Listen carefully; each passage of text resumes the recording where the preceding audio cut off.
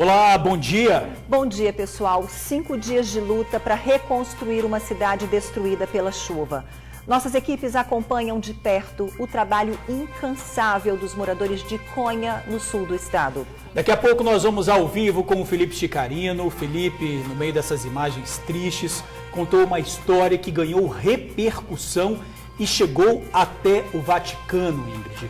Uma história marcada pela fé, não é? Pois é, A imagem, né, de Nossa Senhora de Fátima intacta, não é? A água invadiu o quarto. Invadiu a casa toda, destruiu tudo, levou tudo. E quando ele chegou, né, o morador chamou, ele estava passando pela rua, o morador chamou, ele falou, vem aqui que eu tenho uma história para te contar e para você ver de perto a imagem intacta de Nossa Senhora. Daqui a pouquinho ele conta essa história e olha, em todo o estado já são mais de 2.200 desabrigados. 7 pessoas morreram vítimas da enchente.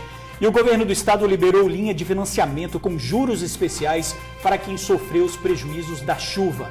Na edição de hoje, os trabalhos para reerguer o que foi destruído. Pois é, na edição de hoje também vamos falar da previsão de chuva severa aqui no Espírito Santo. É preciso ficar atento. A repórter Tainá Lopes traz as informações. Bom dia, Tainá. Bom dia, George. Bom dia, Ingrid. A você que nos acompanha aqui no TN. As notícias não são boas em relação à previsão do tempo. Em todo o Espírito Santo está prevista uma chuva extremamente forte, principalmente na Grande Vitória e na região sul do estado. Só atualizando vocês, já são 2.271 pessoas desalojadas, 84 pessoas desabrigadas e agora uma informação de uma pessoa desaparecida em Iconha. O número tinha sido zerado, agora passou para uma pessoa desaparecida e 7 mortos. Daqui a pouco a gente vai explicar quais são os fatores que contribuem para essa nova previsão de chuva forte e quais os cuidados que precisam ser tomados ao longo desses próximos dias, já a partir de hoje até sexta-feira. Tá certo, Tainá, daqui a pouquinho a gente volta a te chamar. 4 pessoas assassinadas em menos de 4 horas na Serra. Foi uma madrugada violenta no bairro Jardim Tropical. Uma das vítimas teve o corpo arrastado e jogado na rua pelos assassinos. A suspeita de vingança, um morador estaria passando informações para a gangue rival. Macaco encontrado morto em Colatina levanta suspeita de febre amarela. O Ministério da Saúde fez alerta da doença nas regiões sul e sudeste. Não deixe de conferir também as ofertas de emprego do dia, não é isso, Ingrid? É isso aí, tudo isso e muito mais aqui no TN1 que começa agora.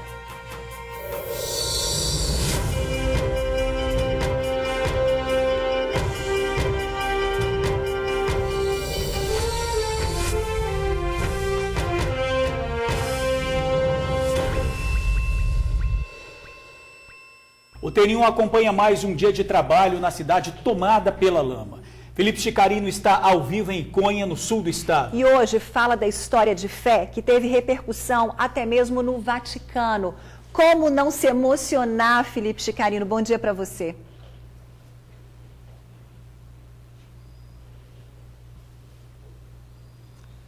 Bom dia, Ingrid, bom dia, George, bom dia a todos. É uma surpresa muito grande, né? Hoje eu acordei pela manhã, vi trabalhar, fui para a TV, quando cheguei lá estava só esperando para sair, olhei o Instagram, uma mensagem no Instagram de uma colega jornalista da Rádio Vaticano, dizendo que essa imagem de Nossa Senhora de Fátima encontrada intacta, nesta casa aqui, ó, aqui em Iconha, né? Virou então aí. Será que o Chico viu? Será que Papa Francisco viu? Tomara, né? Quanto mais oração para Iconha, melhor. Então eu quero convidar vocês, agora foi nessa casa que tudo isso aconteceu, só a informação de bastidores. Como é que foi isso? Anteontem, eu e Bruno Passos, vou voltar aqui, Bruno, desculpa, a gente passava por essa rua aqui, ó. Enquanto eu passava do outro lado, um rapaz que estava aqui na casa me chamou.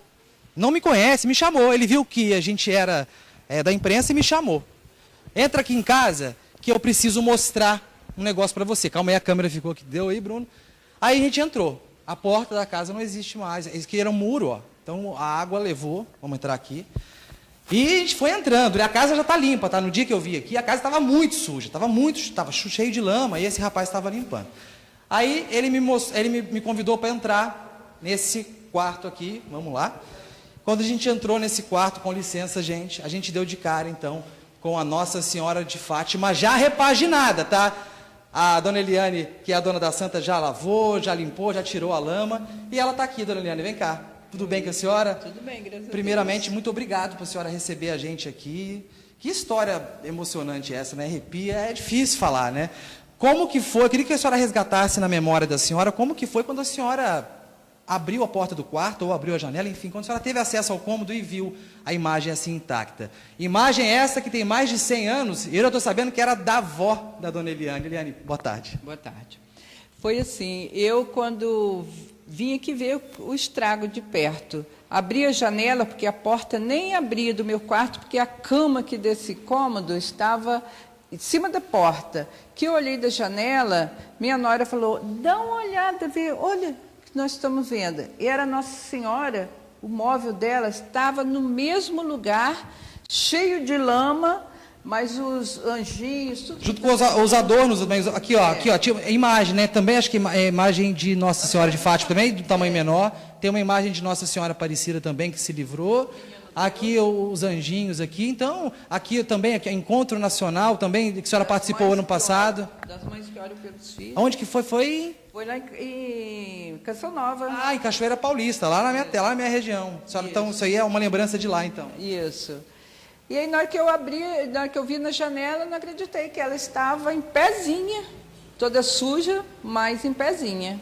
A senhora esperava que uma imagem de Nossa Senhora de Fátima, que a senhora tem há muito tempo, conta pra gente, foi a avó que deu, é isso, Foi. sua avó? Antes, quando eu vi que minha avó estava assim, bem fraquinha, eu falei com ela, vó, pode ser que eu possa até morrer antes da senhora, mas se a senhora for primeiro do que eu, a senhora me dá essa imagem? Ela falou assim, pode ficar. Eu falei, então a senhora fala para os filhos da senhora. E quando ela faleceu, eles já sabiam, eles mandaram que eu fosse buscar, eu peguei e ela está aqui comigo. Já tem uns 30 anos que ela está aqui na minha casa. Agora, a senhora imaginava que essa santa que está com a senhora há mais de 30 anos, que era da sua avó, que a imagem dela, né, da forma com que ela foi encontrada, ia parar lá no Vaticano? Não imaginava isso, mas eu creio que pela internet, que também é um instrumento de Deus, né, para levar as coisas boas, e esse instrumento que serviu para mostrar a fé. E eu, minha família, nós somos católicos, nossa cidade, e que aumentou cada vez mais a nossa fé, nossa força. Nós aqui, eu, meu marido, minha mãe, que tem 90 anos, nós rezamos todos os dias pela Canção Nova, o terço, o rosário, eu rezo olhando para ela, e é isso. A fé. E essa oração tem feito a diferença nesses dias aí, 5 dias depois da tragédia? Como é que a fé, como é que as orações vêm ajudando a senhora, seu esposo, sua família? Nossa, se não fosse a oração, a fé que a gente tem, a gente não aguentava não, porque foi muito forte o que nós passamos. Meu marido, ele é gordo, para subir no telhado, eu pedia, Nossa Senhora, por favor, eu gritava, nos ajude. Creio que ela e seus anjos nos colocaram lá em cima, tenho certeza. Obrigado, muito obrigado. Só rapidinho antes de devolver, o Robinho, vem cá, Robinho, rapidinho, só porque o Robinho é o chorão, tá? O Robinho foi o rapaz, vem cá, você pode sair da janela, o rapaz que me chamou. Por que você me chamou, Robinho? Olha, nós somos aqui um povo muita fé.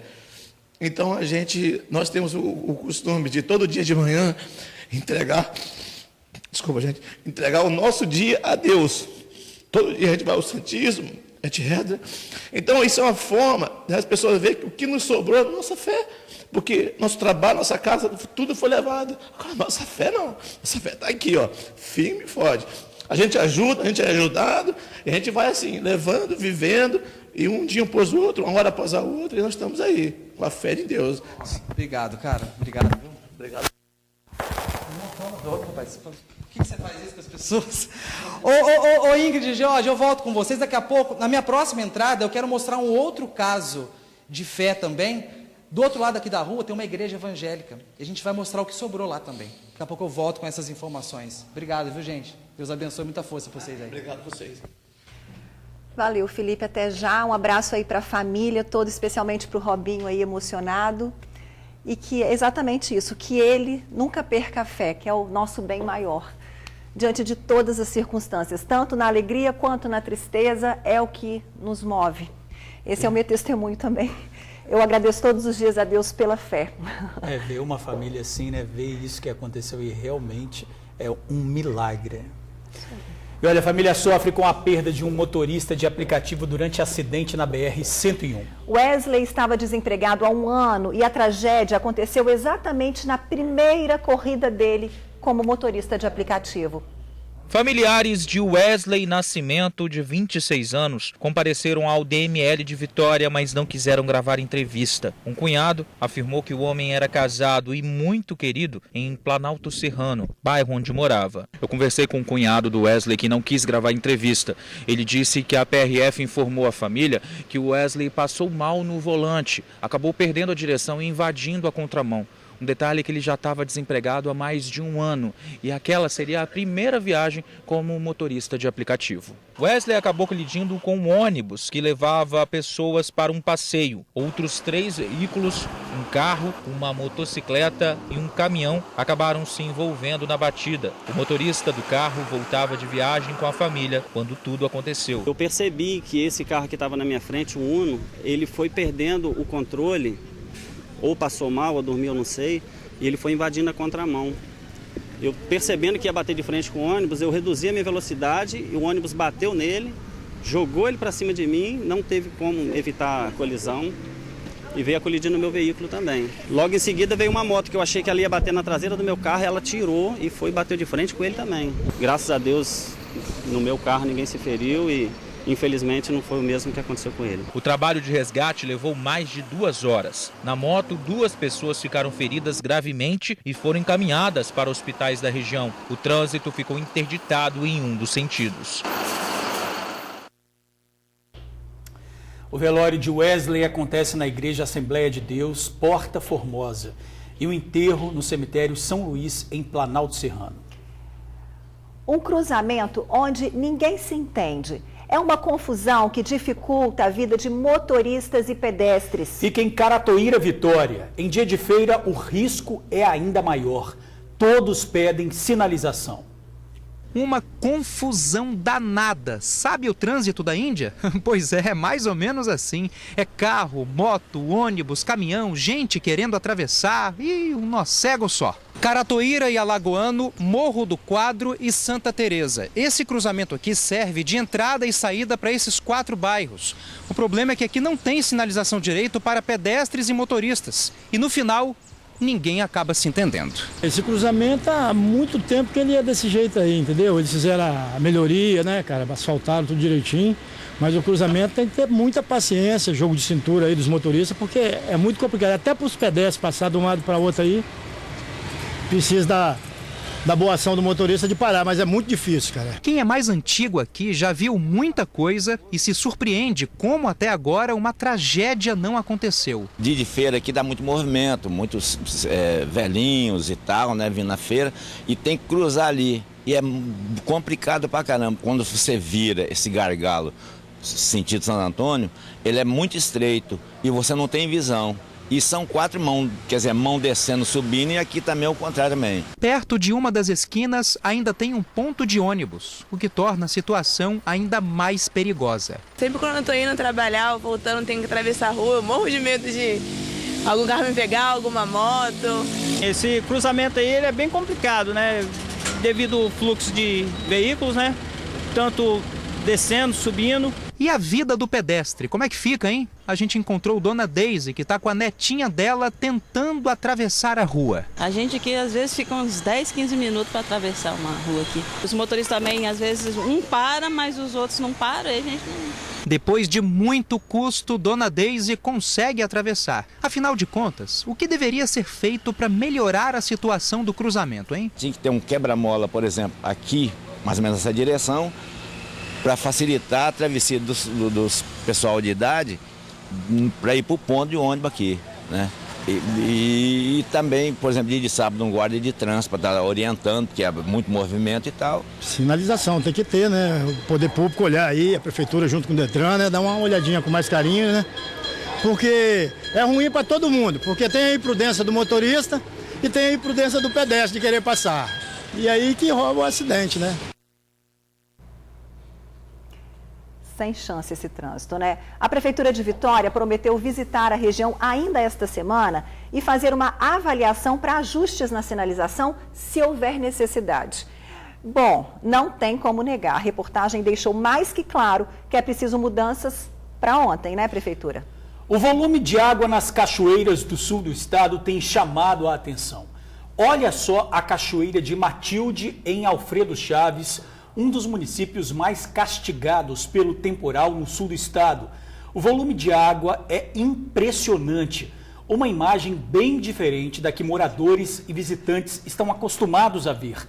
Olha, realmente impressionante. Um volume de água aí assustador, né, Ingrid? Nossa, assustador.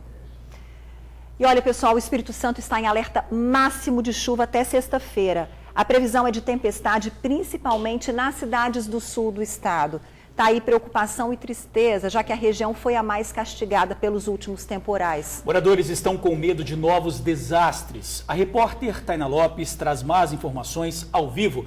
Tainá, é com você. Boa tarde. Boa tarde, gente. Exatamente. Diante de toda essa tragédia que a gente tem visto, essas imagens que chamam tanto a nossa atenção, nos deixam preocupados com os nossos companheiros de estado, né, que estão nesses municípios afetados. A notícia é muito ruim. A previsão é de uma tempestade muito forte em todo o Espírito Santo, mas principalmente na Grande Vitória e no sul do estado. E aí vem também alerta de ventos de até 80 km por hora, possibilidade também de deslizamento de terra e desmoronamento. O Vitor Zucolotti preparou uma reportagem para a gente entender um pouco melhor quais são os fatores que contribuem para a volta de uma chuva tão forte que deve atingir o Espírito Santo a partir de hoje até sexta-feira. 5 centros que controlam atividades de clima e também monitoram áreas com risco de deslizamentos emitiram um comunicado em conjunto, alertando para as chuvas intensas no estado. Um alerta conjunto de tempestades e chuvas intensas, enviado por todos os órgãos de meteorologia do Brasil, a saber, o SENAD, o CPRM, o IMET, o CEMADEM e também a Defesa Civil Nacional, informando chuvas acentuadas de grande potencial para o estado do Espírito Santo, a partir dessa quarta-feira até sexta-feira. Essas chuvas vão atingir principalmente a região sul e Grande Vitória com intensidade maior, mas também pega todas as outras áreas do estado do Espírito Santo numa intensidade menor. A Marinha do Brasil também emitiu um alerta para a formação de um ciclone subtropical. A probabilidade é que ele comece a tomar forma entre o norte do Rio de Janeiro e o sul do Espírito Santo. Por conta disso, os ventos aqui no nosso litoral vão ficar mais fortes, tanto que em alto mar podem ultrapassar 80 km por hora. Então evitem ir ao mar com embarcações de portes maiores ou menores. Prefira ficar em terra. Se você está dentro da sua casa, a sua casa está num local seguro. Durante as chuvas, não saia de casa.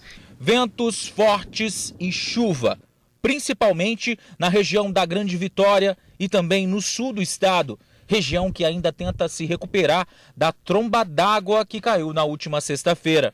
Por conta disso, o Corpo de Bombeiros está intensificando os trabalhos. O trabalho lá está intenso, as nossas equipes permanecem 24 horas no local e vamos continuar com todas as nossas equipes que ali se fazem presente, levando ajuda humanitária às comunidades isoladas, trabalhando na limpeza e auxiliando diretamente na reconstrução das cidades. A partir de segunda-feira, o comandante-geral do Corpo de Bombeiros Militar terá, a partir desse momento, reuniões nos municípios para tratar ações de recuperação. A preocupação agora são com as áreas atingidas na última sexta-feira, como Iconha, Alfredo Chaves, Vargem Alta e também Rio Novo do Sul. Muitas dessas comunidades ainda não foi restabelecida energia elétrica, mas está chegando mantimento, está chegando água, alimentação, está chegando agasalho, está chegando roupa de cama, porque a nossa prioridade é a preservação da vida. O Corpo de Bombeiros ainda alerta para que a população fique atenta a sinais de desmoronamentos em regiões que já foram afetadas pelas chuvas. A população que mora em área de risco aqui no estado do Espírito Santo deve ficar atenta aos sinais característicos que o Corpo de Bombeiros Militar orienta, dizendo da possibilidade de uma situação de anormalidade ocorrer, como, por exemplo, novas rachaduras que surjam nas paredes da sua casa, no chão da sua casa, no chão do seu quintal, encostas que tem próximo à sua propriedade, que começam a se desprender, árvores caindo no chão do seu quintal. São sinais que você deve imediatamente sair da sua casa, procurar um local seguro, acionar a Defesa Civil do município que você mora para que uma vistoria seja realizada.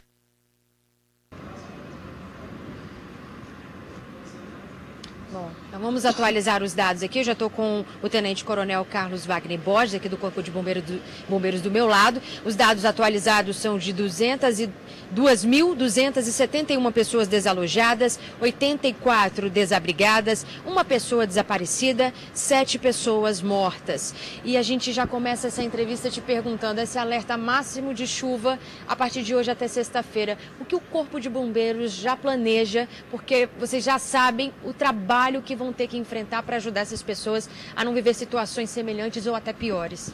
É verdade, boa tarde.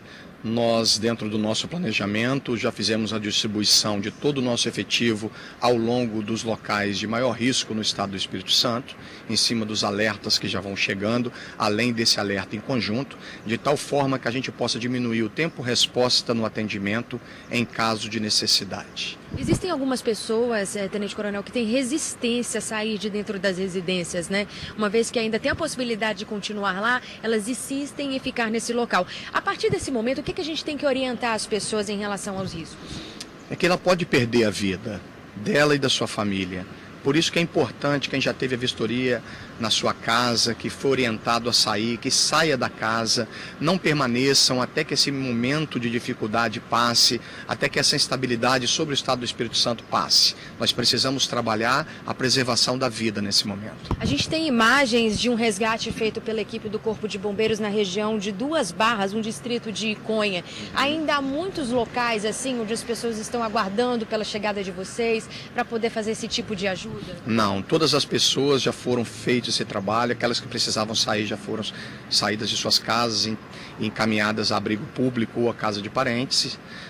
Nesse momento agora nós estamos mais com trabalho de vistoria em área de risco, orientação à população e prevenção, porque a área já está bastante afetada, principalmente desses 4 municípios que decretaram estado de calamidade pública, e em virtude disso nós precisamos ter uma prevenção muito maior, porque há sim possibilidade de novos deslizamentos de terra e novos soterramentos. A previsão de chuva para todo o Espírito Santo, mas principalmente o que as pessoas da Grande Vitória e dessas cidades do sul do estado já atingidas pela chuva podem esperar. Em resumo, qual esse alerta, o quão preocupante ele é?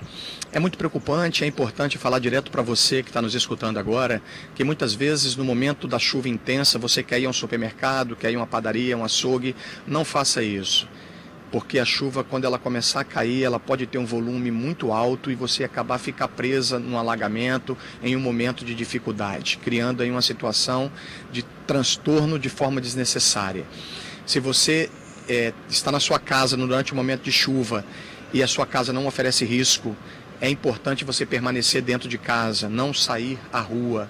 Tudo isso são sinais, são orientações que a gente repassa no sentido de trabalhar a preservação da vida, que é o nosso maior patrimônio, o nosso maior desejo, é que ninguém mais morra no estado do Espírito Santo em virtude da chuva que está caindo aqui e que vai cair até sexta-feira. É uma informação que a gente sempre está dando aqui no TN, a gente insiste, repete, porque é o que a gente falou, existem algumas pessoas que têm um pouco de resistência, a gente entende totalmente como deve ser difícil você ter que deixar a sua casa por conta de uma situação como essa, mas nesse momento, a partir de hoje até sexta-feira, esse alerta que foi dado em todo o Espírito Santo é de grande chuva, principalmente na Grande Vitória, em todo o sul do Espírito Santo. Agora, só para a gente finalizar, uma nova informação que foi atualizada aqui pelo Tenente Coronel Carlos Wagner Borges, é que nessas cidades onde as pessoas já perderam tanto, né, o Corpo de Bombeiros começa um novo projeto para facilitar a vida dessas pessoas e de benefícios que elas podem ter para poder tentar recuperar nessa situação. É verdade. Ontem teve uma reunião muito importante no Palácio do Governo para tratar justamente sobre essa questão de recuperação das cidades. Então, ficou com a responsabilidade do Corpo de Bombeiros Militar a vistoria nos locais afetados. Vamos fazendo a vistoria, vamos emitindo um laudo imediatamente, quase que instantâneo, para que a pessoa possa dar entrada, então, nas linhas de crédito, no resgate do FGTS, de forma a buscar normalizar a situação da sua casa, do seu comércio, criando vida novamente e esperança nas cidades afetadas. Muito obrigada pela sua participação. Mais uma vez, o Corpo de Bombeiros com um trabalho belíssimo. A gente dá continuidade a esse assunto comentado agora, aí com vocês no estúdio. Ingrid e Jorge, tem uma reportagem sobre isso, né? Para o pessoal entender um pouco melhor. É isso aí, o governo anunciou uma série de medidas para ajudar quem perdeu tudo durante a chuva no sul do estado. Famílias carentes vão receber auxílio financeiro. Empresários terão isenção de impostos e financiamento com juros menores. Olha, além disso, o governo também falou sobre as ações para liberar as estradas que estão interditadas. E equipes do Ministério da Saúde também estão percorrendo as cidades prejudicadas.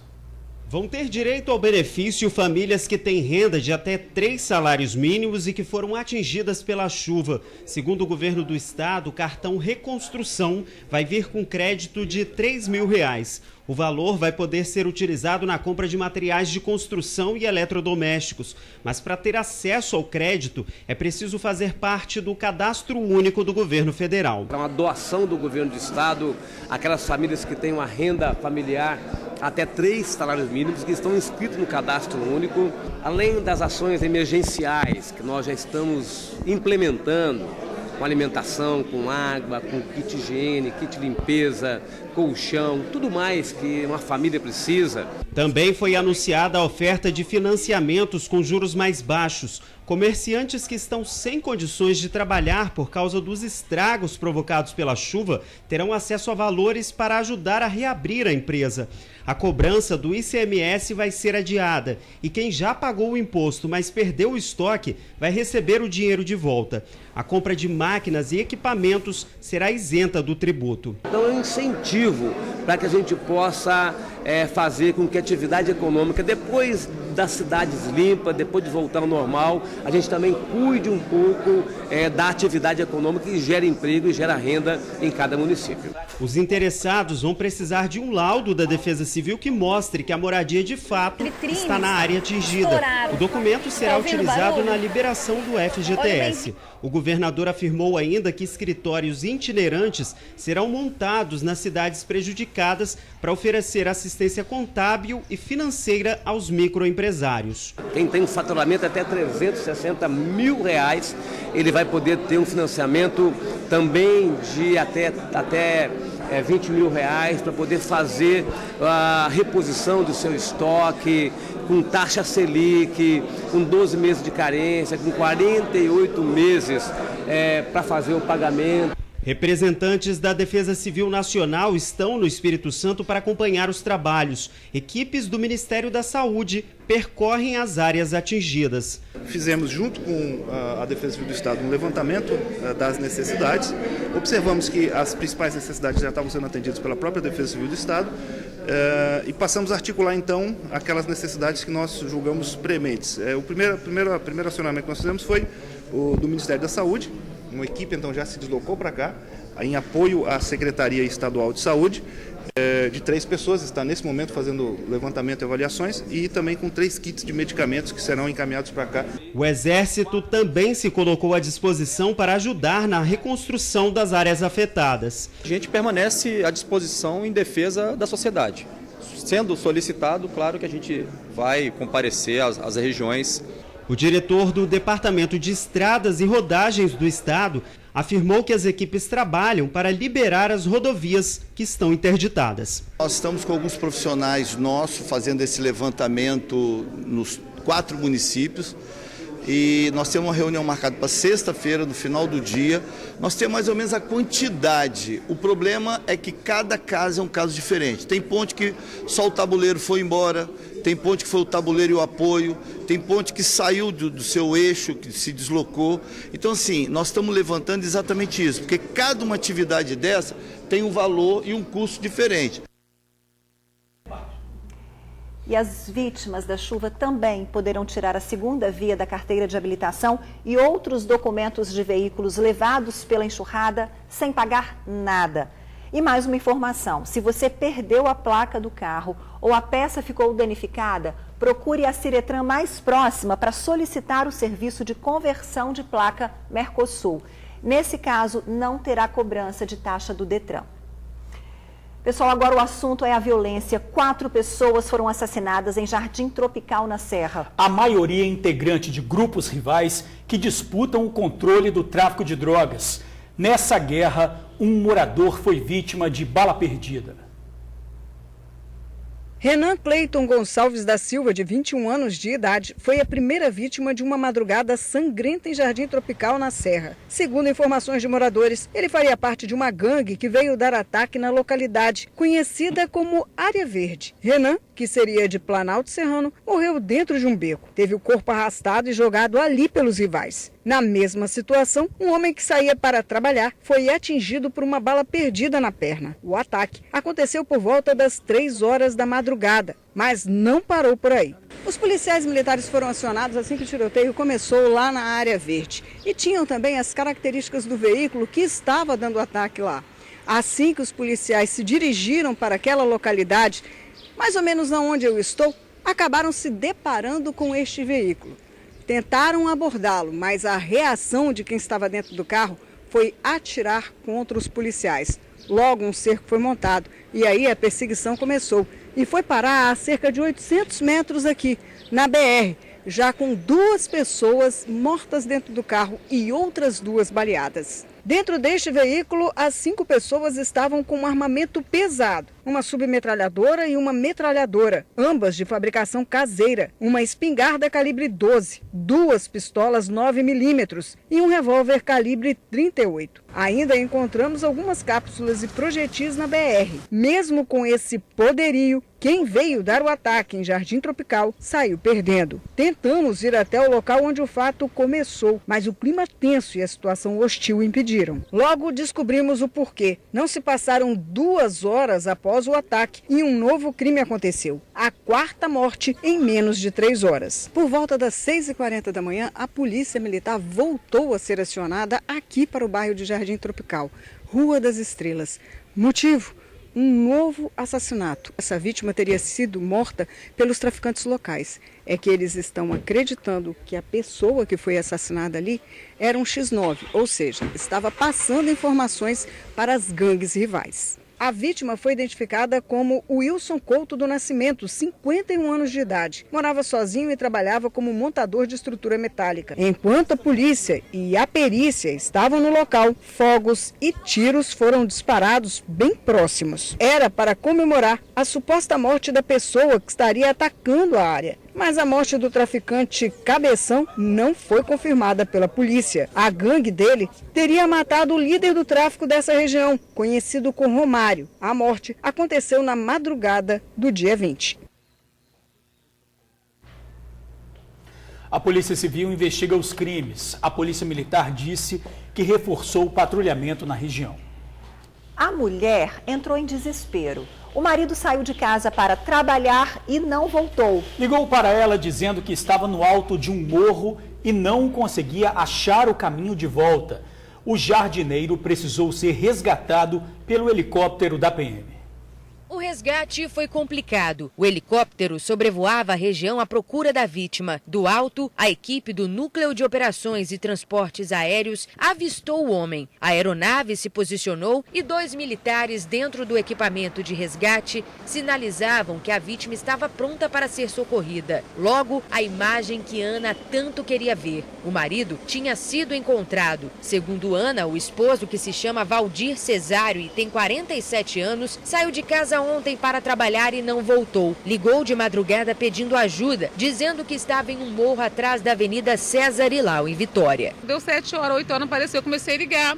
Aí o telefone dele já estava desligado. 3 horas ele me ligou, falou para mim, tirando ele da mata, porque ele não tinha como sair da mata. Ele não tinha, ele estava no meio de uma mata, em cima de uma pedra, ele não tinha como sair da pedra. Ai, graças a Deus. Graças a Deus, minha Nossa Senhora Aparecida. A vítima foi levada até o estacionamento de uma escola em Santa Lúcia, onde uma ambulância do Corpo de Bombeiros já aguardava. De lá, o jardineiro foi levado para o Hospital São Lucas para receber atendimento médico. Nós ligamos para a Ana, esposa do Valdir. Ela informou que o marido continua internado e passa por exames. E a seguir, alívio, 2 pessoas que estavam desaparecidas depois da chuva fazem contato com a família. Felipe Chicarino volta ao vivo de Iconha, trazendo notícias dos trabalhos na cidade que continua lutando contra os prejuízos da chuva. E tem ainda as ofertas de emprego do dia. A gente volta já já. 2 pessoas que estavam desaparecidas depois da chuva no sul do estado fizeram contato com familiares e estão bem. Como não havia fornecimento de energia na cidade, eles estavam com um telefone celular sem bateria. As identidades não foram divulgadas. E uma mulher ainda continua desaparecida. Dilcenir de Lima Bourguignon, de 50 anos. Ceni, como é conhecida, estava em casa no bairro Santa Luzia. Subiu no telhado para fugir da enchente, mas o imóvel foi destruído pela correnteza e ela foi levada. E o corpo de uma outra mulher foi encontrado ontem pela manhã na cidade de Iconha. Até agora, ela não foi identificada. Dos 7 mortos na tragédia, 5 já foram reconhecidos por familiares.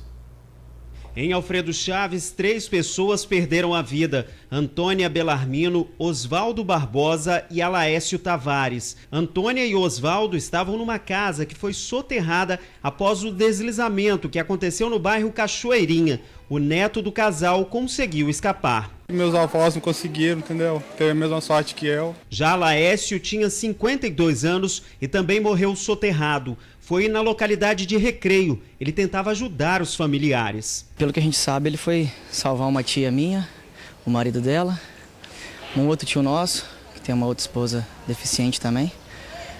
Aí caiu uma barreira lá em cima, caiu uns fios, a gente não sabe se ele morreu soterrado, eletrocutado. Em Iconha foram 4 mortes, mas apenas 2 vítimas foram reconhecidas por familiares. Uma delas é o aposentado Antenor Sabino, de 62 anos. Ele voltava da igreja quando foi arrastado pela correnteza. A outra vítima é Alex Rantecast Sofiati. Ele morava em Rio Novo do Sul, mas estava em Iconha quando a chuva começou. Tinha um comércio na localidade de Bom Destino e foi levado pela enxurrada. O corpo só foi encontrado 2 dias depois. Bom, como a gente está vendo aí, todo o comércio de Iconha foi prejudicado pela chuva. Vamos ver agora um vídeo do momento em que uma loja foi invadida pela água. Em poucos minutos, tudo é levado pela enxurrada. As imagens de monitoramento da loja de roupas mostram os minutos anteriores à inundação. Tudo está tranquilo e logo depois o cenário muda completamente. A enxurrada arrastou balcões, manequins, roupas. Todo o mobiliário é levado pela correnteza. A rua em frente à loja está totalmente inundada. Vários estabelecimentos tiveram o mesmo prejuízo, com muita mercadoria carregada pela tromba d'água. Olha, os manequins, ai meu Deus, Senhor!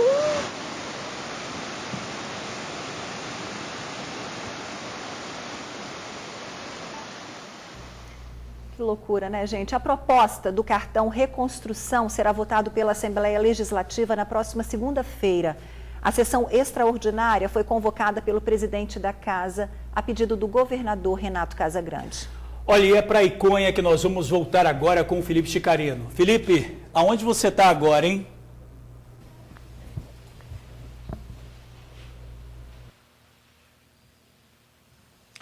Oi, George, mais uma vez, muito boa tarde Ingrid, boa tarde a todos que nos acompanham pelo TN1. A gente está ao vivo aqui de Iconha, como você mesmo falou, mais especificamente dentro de uma igreja católica, dentro de uma igreja evangélica. A gente acabou de mostrar, né, um milagre que os irmãos da igreja católica acreditam, confiam. Agora eu quero mostrar uma outra situação. Na igreja evangélica, a água chegou praticamente na minha altura, quase 1,70 m. Mas o curioso que eu quero chamar a atenção de você é isso aqui, ó.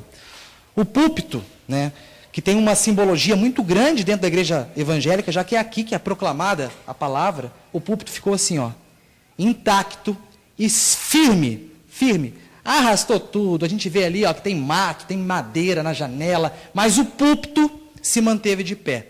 Assim como a fé dos moradores aqui de Conha, a dificuldade na igreja até para andar. Ó. Eu quero chegar aqui, que eu quero conversar com o pastor dessa igreja. Pastor, muito prazer, Felipe. Nome do senhor? Hernande. Hernande, pastor Hernande, quantas pessoas frequentavam aqui? Boa tarde. De 50, 60, às vezes 80 pessoas. Quando dá bastante gente, né, assim, na igreja. Qual foi a surpresa do senhor quando o senhor abriu aqui no sábado de manhã e viu que o púlpito tinha conseguido resistir à força da água e à força da lama? Eu, falo a verdade, eu chorei, porque eu cheguei lá, até orei, porque assim, é incrível, né? Arrastou carro, arrastou tudo, e o púlpito arrastou as coisas da igreja, banco, e o púlpito estava intacto com o nome de Jesus. Então, assim, é tremendo, né? Você vê que a fé, a gente ficou vivo para ver que Deus manteve o que é dele e está ali no lugar. Eu acho que não é um exagero dizer que esse local aqui, essa região onde a gente está, é uma região abençoada. Porque ali, ó, naquela casa ali, Salmão, foi onde a Santa Nossa Senhora de Fátima foi encontrada intacta depois da invasão da água e da lama. E aqui do outro lado da rua, atravessou a lama, a gente chega na igreja do pastor e vê que o púlpito está aqui. É coisas que a tragédia faz a gente pensar diferente, né? A tragédia faz a gente pensar de forma diferente, nos obriga a pensar de forma diferente, pastor? Com certeza. E no dia a gente estava orando. Depois que a gente acabou de orar, teve a enchente. Mas graças a Deus, sim, nós aqui estamos vivos, né? Tipo assim, teve mortes nessa tragédia, mas assim, grande parte, no centro, a cidade ficou, né, guardada de uma certa forma, né? Pastor, muito grande, uma força muito grande para vocês. Deus abençoe. Agora é reconstruir, né? Reconstruir. Vamos reconstruir as Verdade. coisas. Deus abençoe vocês aí. Que a igreja possa abrir as portas novamente o mais rápido Com possível. certeza, a gente vai limpar e continuar. Obrigado. Obrigado, pastor. Vou sair aqui, gente, para poder dizer que eu e o Bruno Passos, hoje pela manhã, mais cedo um pouco, nós fomos visitar os abrigos, famílias que estão acolhendo os desabrigados, trazer um pouco de fé e de esperança nesse caos todo que Conha vive desde a noite da última sexta-feira. Acompanhe a reportagem minha, Felipe Chicarino, e do meu parceiro diário de missão, Bruno Passos.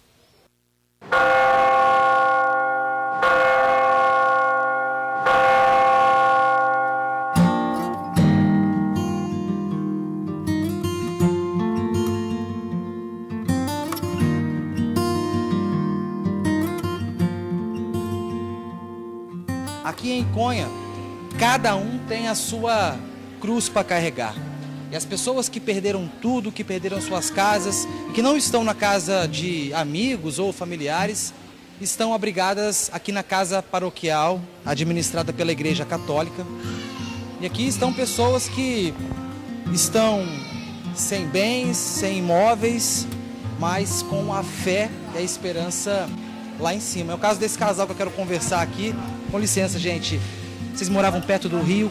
Como está a casa de vocês hoje? É um brejo, onde a gente mora é perto de um brejo que foi aterrado. Então, foi aterrado. Aí, agora dessa vez, encheu tudo mesmo, né? E só deu tempo tirar o meu filho, que é deficiente, surdo, mudo, cego. É muito triste, né? Eu tenho os quadris de platina, eu não tenho mais osso nos quadris. Foi muita luta pra mim, entendeu? E graças a Deus que pela fé, né, a gente conseguimos, porque a água foi muito rápida para subir, subiu muito rápido, né? E desde a madrugada de sexta para sábado, o Paulo e a Ana precisaram vir para cá, para o abrigo cedido pela igreja, porque não tem condições. Como é que está a casa de vocês lá e como é que tem sido esses dias aqui? Não, aqui, graças a Deus, né, tem sido, né, tipo assim, não é hotel 5 estrelas, mas graças a Deus aqui não falta as coisas pra gente, roupa igual a gente não tinha, comida. Vocês perderam tudo? Tudo. Não é exagero dizer, tudo mesmo? É tudo. Documento, tudo? Tudo. Perdimos tudo e o pior, né, que a gente conseguiu sair pelo um lugar lá, que tinha acesso pra nós pular por cima de um muro lá e subir numa lajezinha, num sobradozinho na casa do vizinho, porque dos outros lados não tinha como, entendeu? E eu fiquei pensando nele, né? Porque eu sozinho conseguia. Estavam vocês três em casa? Nós três. Como é que foi? Como é que vocês conseguiram sair com o menino? Como é que é o nome dele? Arthur. Como é que vocês conseguiram sair? O Paulo, a Ana e o Arthur estão correndo assim, debaixo de um dilúvio? Eu estava com água na cintura já. Nós pulamos um muro, aí foi aí que eu caí, né? Se machuquei. E passei, porque ele perdeu 50% de cada pé também, né? Aí eu passei o neném pra ele e voltei para me salvar meu cachorrinho também para trás, porque ele estava latindo. Vou conversar com a Maria, ela que é secretária de educação aqui de Conha, só que nesse momento ela não fala como secretária, mas como uma pessoa que está ajudando, né, Maria? Que está como responsável pelo abrigamento. Esse momento aqui foi um momento emergencial que nós tivemos, que na hora da catástrofe não tinha local para ir. E o salão se abriu para poder acolher as pessoas. E eles foram ficando, né, outros foram chegando, e nós estamos aqui para acolhê-los, porque eles não tinham condições, não tinham lugar para ficar. Então, enquanto, né, membro da igreja e membro também do poder público, né, eu estou aqui agora, né, já dentro da estruturação do comando, né, de catástrofes e da defesa civil. A gente está na organização agora do abrigamento. Nós estamos com 22 pessoas, mais 7 famílias, mas chegamos a ter 35 famílias. Parte das roupas que é doada aqui para Iconha vem para cá, ó, para casa paroquial. E aqui tem uma força-tarefa, homens, mulheres, a galera separando tudo.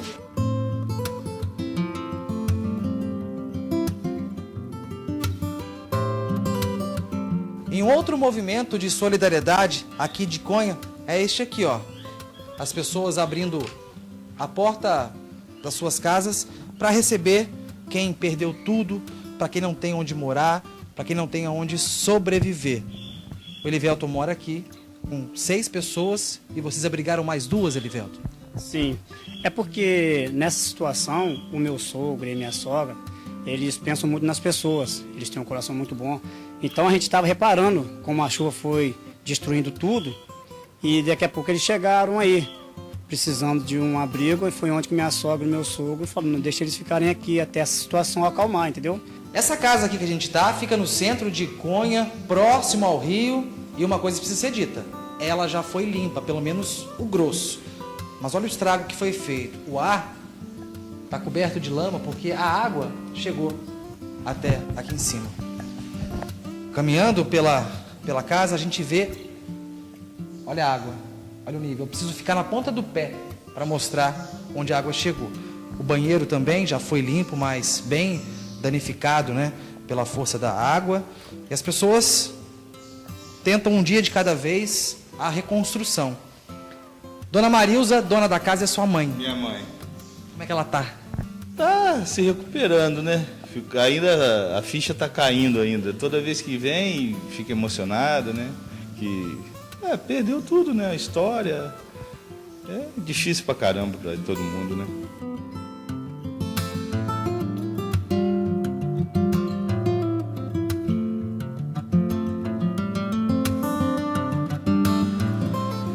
Pois é, né, Ingrid e George, é muito difícil, né? É como eu falei lá nas minhas primeiras entradas, quando a gente chegou aqui no sábado, né? Depois na segunda-feira também. Gente, é muito cômodo, a gente tá aqui tudo sujo de barro, de lama, andando para lá e para cá, para poder contar essas histórias, no caso do Bruno mostrar as melhores imagens. Só que daqui a pouco a gente vai embora, para na estrada, come, chega em casa e essa galera vai continuar. E estão se falando assim, para voltar como era antes, mais de 5 anos. Então não é uma pauta, uma cobertura fácil de fazer de chuva, por conta disso. Gente, é desesperador, porque você vê que todo mundo foi afetado. Tem empresário que eu conversei aqui que não quis gravar entrevista, o empresário dormiu rico, acordou pobre, porque todo o patrimônio dele estava na loja, estava no comércio e a água levou.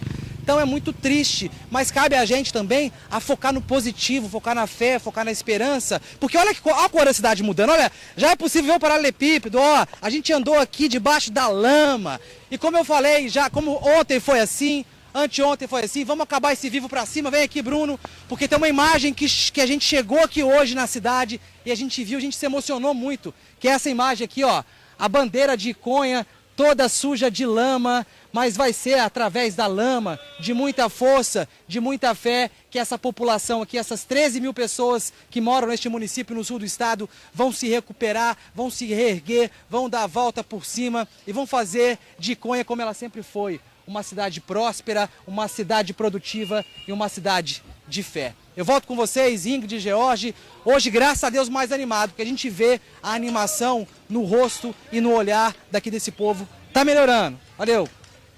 Aí, ó. É isso aí, Felipe. E no início, né, você mostrou aí a imagem de Nossa Senhora intacta, não é? O púlpito da igreja evangélica intacto também. Então, quer dizer, o recado mais que claro, Deus está com vocês. Então, fé, força, a dor é muito grande, Mas é isso, força para todo mundo e a gente está aqui para mostrar tudo isso e também mostrar o recomeço de vocês. Independente da religião. É isso aí.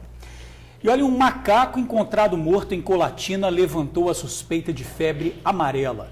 O animal foi levado para o Centro de Controle de Zoonoses. De acordo com a Secretaria de Saúde, o material coletado do macaco será enviado para um laboratório no Paraná que vai apontar a causa da morte. O bicho não tinha características de um animal doente, o que indica que ele pode ter sido envenenado. Em 2017, depois de registro de febre amarela em Minas Gerais, moradores de Colatina precisaram ser imunizados contra a doença. Vale lembrar a importância da vacinação. O Ministério da Saúde fez alerta nas regiões sul e sudeste do Brasil.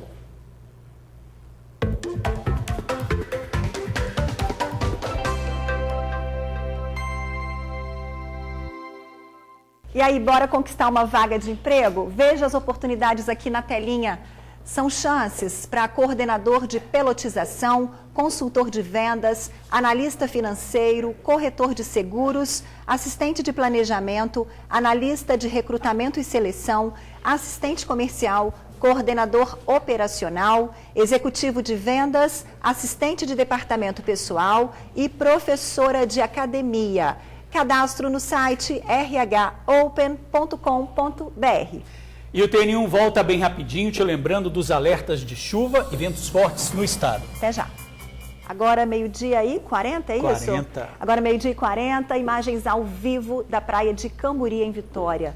Lembrando, pessoal, que a Marinha do Brasil emitiu um alerta de formação de um ciclone em alto mar entre o norte do Rio de Janeiro e o sul do Espírito Santo. Os ventos podem atingir a velocidade de 87 km por hora. E as ondas devem chegar a 4 metros. Olha, gente, esse alerta vale a partir de hoje à noite e vai até sexta-feira. As imagens que você vê agora são da Ponte da Passagem em Vitória, que tem trânsito tranquilo. E olha, fique atento aos temporais previstos para o estado. Há risco de deslizamentos. Hoje o tempo permanece como ontem. Nublado, entre nuvens, com chuva e temporal agora à tarde e à noite. Então, muita atenção aí à previsão do tempo para hoje. Isso aí. Uma ótima tarde para você, um beijo especial e até amanhã. Boa tarde, até amanhã, 15 para meio-dia. A gente espera.